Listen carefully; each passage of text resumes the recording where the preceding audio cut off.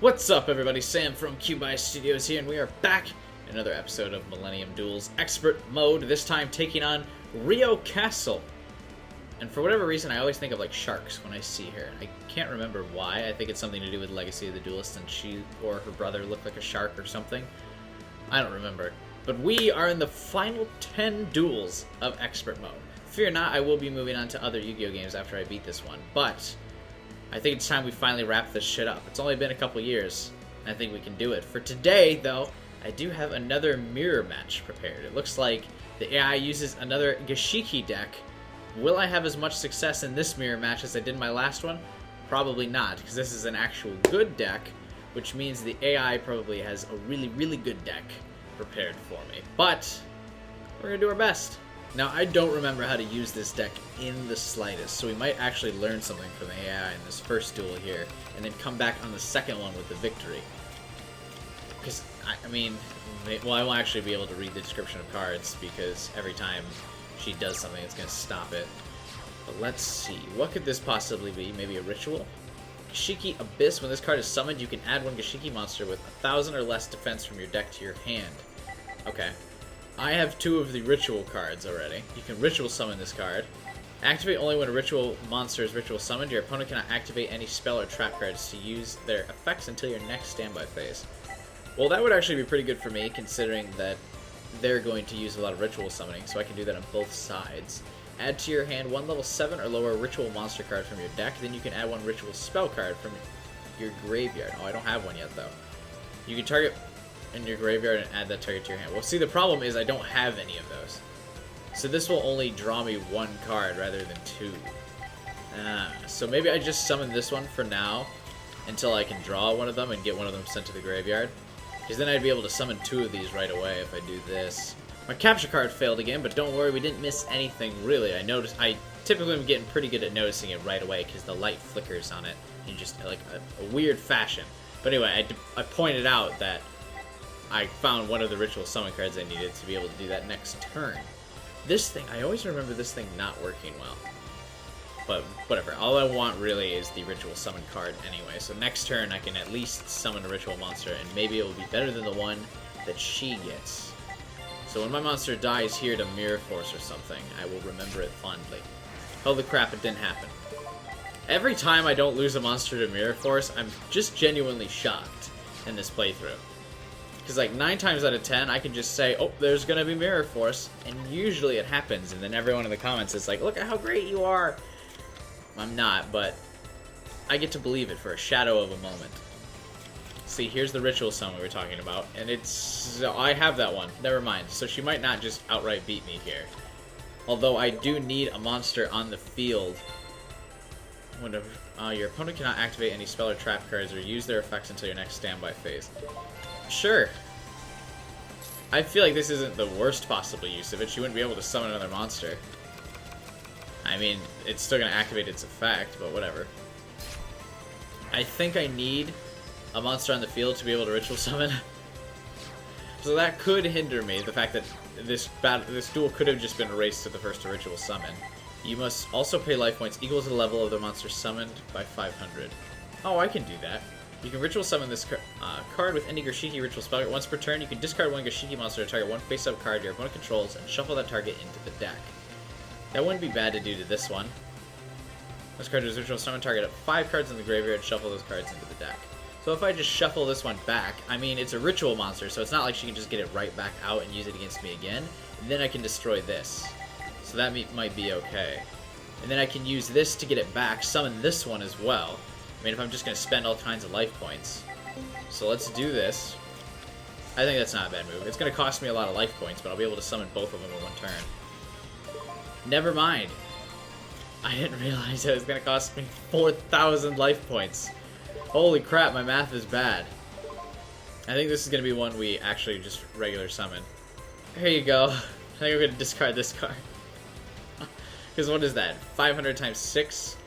5 times 6 would be 3,000 life points. So I can't summon that via that card anymore. Just select the card to be returned to the owner's deck. Okay. Maybe this turn was a little bit more costly. I don't know. I just didn't think it would cost that much for whatever reason. When this card is normal summoned, you can target one level 4 or lower Gashiki monster in your graveyard and special that target in face-up defense position. Might as well. Activate the effect of Gashiki Beast? Yeah. Give me this card back. And do I get to activate its effect? Of course I do. Select the cards to target. What is the effect again? Excuse me. Add that target to your hand. Okay. That gives me another card to discard.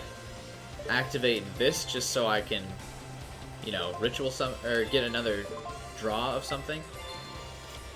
So if I'm gonna force myself to draw a card, I might as well. Return a card from the graveyard to your hand, of course. I just want that draw power, right? As long as I can get another card in my hand, there's no harm, no foul in it. Since this is in defense position, I might as well XYZ summon for something special here. Which one of these would be a good card to get? Okay, I think I'm liking the idea of summoning Abyss Dweller, because it'll have water monsters, and it'll also buff my Rishiki Ritual by 500 as well. So I think I'm going to do that. While Gemini Pearl would be slightly stronger, I think the end result of getting an extra 500 damage on all of my monsters is pretty good. Assuming, of course, I can actually keep Abyss Dweller out in the field for very long. Which I think I can? What's the other part of its effect? Once per turn during either player's turn, you can detach one material from this card. Any card effects that activate in your opponent's graveyard. That's not as useful, because most of her effects are going to be normal things. Yes? What's it asking me to activate? My ritual? Oh, this thing. Nope. I thought it was asking me to do this again. I actually don't have the life points to do it again, and you also probably can only do that once per turn anyway. But that's okay. We'll now go to the battle phase, where I'm going to do a pretty amount of damage. Not game-winning yet, but we're getting there. Now, assuming, of course, that the AI doesn't just instantly screw me next turn by getting rid of both of my monsters in one play, we're in a very good spot. Also assuming I don't just kill myself with using Photo Mirror. Oh, it's gonna keep asking me to do that, huh? I might as well, just because, again, I don't know this deck well enough to say for sure. Nope, it's not gonna have anything activate from the graveyard. Because that's always a fear. I don't think so. I just don't want to... This isn't activating from the graveyard, though. Sure, it's dealing with the graveyard, but any card effects that activate in your opponent's graveyard, it's not activating in the graveyard. So I'm going to say no. I'm just going to let that happen. Gashiki Shadow. It's going to do this. It's just getting that stupid fish thing out again, right? Well, they're all stupid fish monsters, but this one in particular is a stupid fish monster. So that's going to kill my Abyss Dweller. I'm just going to activate this anyway, because it's about to die anyway. Just so I can say it's activated. It can stop asking me, and it's going to die this turn anyway. Yep, there it is. That's a strange move, considering the fact that I can still destroy it, but I don't know. You can add one Gashiki monster from your deck to your hand. Why not? Activate effect again. I'll discard... which one? I guess I'll discard this one. Who cares? And return your ritual monster again. Just so I can feel good about myself. And then I will destroy this and end my turn. I never say that in videos enough, but I feel like in the show, every time someone ends their turn, they announce that they've ended their turn. So maybe I should have been saying, "And I end my turn," more often in these videos. Then it could have been realistic. Special summon it and face up to... Oh. Are you gonna really do this again? It has... The AI has the cycle of getting a ritual monster out way better in their deck. Every turn she was able to get out... Oh, not every turn. Almost every turn she's been able to get out a ritual monster, which has been amazing. Oh, I'm scared to flip this. Oh, no, I'm not. I shouldn't be. Because then I'll win. Because I can still summon something. But yeah, she's been able to get them out with way more consistency than me. Whereas I have not. I was lucky enough to get this out one time because I had Photo Mirror, which is better than hers. Which is like the best ritual summon card in this deck. Wait, what am I doing? What am I confirming? You can reveal one of them to your opponent and add it to your hand. Nope. Sure. No, I'll confirm. Oh, I can't confirm anything. I just have to close. Add the designated cards from your deck to your hand. Sure. Give me this one. I'm not going to summon it, but push to the turn to the deck in the order of your choice. Thanks. It's asking me for all sorts of things. I will discard the one I just drew, and then we will return this one. She's only got 500 life points left, so it doesn't matter. I use this to destroy that, or guarantee that it's destroyed anyway. Because even if it had, unless it has 3,000 defense and it was a regular sit monster, I won. How easy. I've done surprisingly well so far in all of the mirror matches on this channel. I've done pretty well at them. It's amazing, but believe it or not, playing this game for 3 years, maybe longer, probably long. Oh, it's been longer. I'm old now, but has made me a little bit above mediocre in this game. So I pulled out another victory against Rio Kastle, and I unlocked the deck recipe Rashiki. It's an interesting recipe because again, she has the cycle down, which is one of the things I noticed, at least from the comments, that apparently meta and pro Yu-Gi-Oh players do, is you need to have a way to get the monsters out more consistently. But sometimes, every once in a while, I like to go with the brute force method of every once in a while I get out a card that's just way better by sheer dumb luck, and I win because of it, just like in that duel. I got out the better ritual monster, even though she consistently got out subpar ritual monsters more often. Alright, let's go over the cards. We got a new Neo-Spacian thing. I heard Neo-Spacian was cool. Neo-Spacian Twinkle Moss. What a dumb name. This card is also treated as Neo-Spacian Glow Moss. This card cannot be special summoned except with Next. When this card attacks or is attacked, draw one card, reveal that card, and based on its type, apply the proper effect. Monster, end the battle phase. Spell, you can change this card's attack to a direct attack. Trap, if this monster is changed to defense position. I mean, that's pretty bad, but okay. Gem Knight Crystal, a Gem Knight officer of high rank who has optimized the use of crystal powers. Despite his ability to overwhelm most opponents, he's wary of stretching himself too thin and opts for solidarity with his comrades. And he's bad. 7-star normal monster? No thank you. Well, I guess Gem Knights do have some support, but I mean, just make a Dark Magician deck. His numbers are better and he's got better support. Sorry, Gem Knight. All the Gem Knight cards do look cool though. Don't take that away from them. Drill Bug. When this card inflicts battle damage to your opponent's life points, you can select one Parasite card from your deck, shuffle the deck, and place Parasite on the top of the deck. What a weird... All the insect monsters are weird in this game, although insects are weird in real life, so I guess that's pretty consistent. Cloudian Squall. During each of your standby phases, place one fog counter on every face-up monster. Cloudian decks are so weird. I used them a couple times in this series so far. They're fun. King of Yamanashike wields the power of darkness to destroy its enemies. Yeah, a sacrifice for 2,000 attack. Thanks. Elemental Hero Neos. All the Elemental Hero are the Neos themed rewards. 2 Neos cards. Almost as if it's telling me to make a Neo-Spacian deck. A new Elemental Hero has arrived from Neo-Space. When he initiates a contract fusion with a Neo-Spacian, his unknown powers are unleashed. I wonder if there's like a separate lore to the Neos monster in the GX anime. I wouldn't know because I haven't watched it, but that would be an interesting subplot, I guess. Or they're just all cards. I assume they all seem so like story-driven though. There must be like some weird subplot.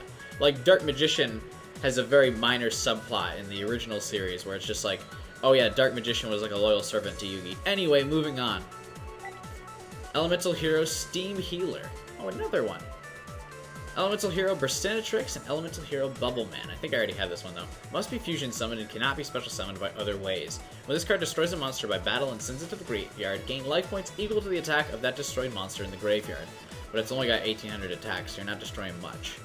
I like the idea of a healer monster though. I don't feel like there's enough healing type attributes in Yu-Gi-Oh! Though I guess that kind of keeps the game short and sweet most of the time. Unless you're looking at me dueling Astral and then it's like 4 hours. Alright, there you have it, folks. Another episode of Yu-Gi-Oh! Millennium Duels Expert Mode in the books. Tune in next time when we take on Flip Turner and his flip deck, because he's flippin' crazy.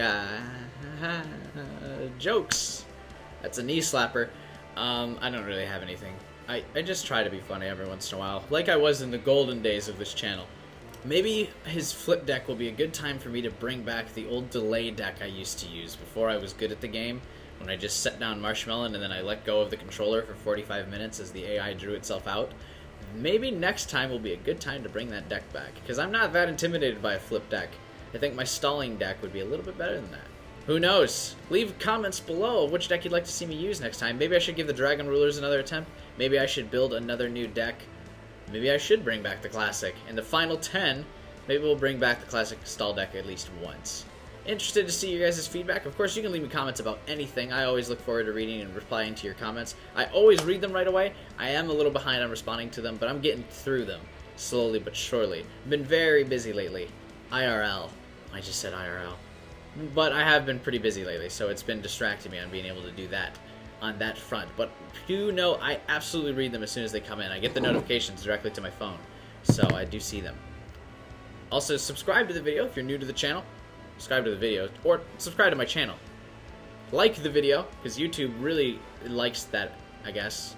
I still don't know what that does. I don't know if it, it shows that people like it, but I don't know if it, boosts the numbers or not. I would rather you subscribe and comment. You can check the links in the description below as well, where you can follow me on Twitter. I'm posting all the shiny Pokemon I'm catching now, because I've been playing. I bought all of the Pokemon games since Gen 3 that I've missed out on. I've been playing them non-stop. I'm less than 50 Pokemon away from completing the Alolan Pokedex. I'll probably make a video on that once I complete that. That's pretty exciting. I actually have really enjoyed Pokemon Moon. And then I bought Ultra Sun, so I'm going to probably play through that pretty soon as well. I need to play through Pokemon White, and then Pokemon X I bought as well. So I still got to play through those, but I went right to Moon first. So I'll be making a video once I complete that as well. And that's all I got. Above all else, I hope you guys have a wonderful day, and I will see you all next time. Oh, and the shiny Pokemon I got were a shiny Alolan Raichu and a shiny Tangela. Ooh. Well, if it isn't Rain Bean Machine, dutifully roaming the campus as always. I feel like I'm wasting my breath pointing this out, but you do know it's the middle of the day, right? You got a problem with me spending my afternoon drinking? It's my room and my beer. I'm not seeing a problem here.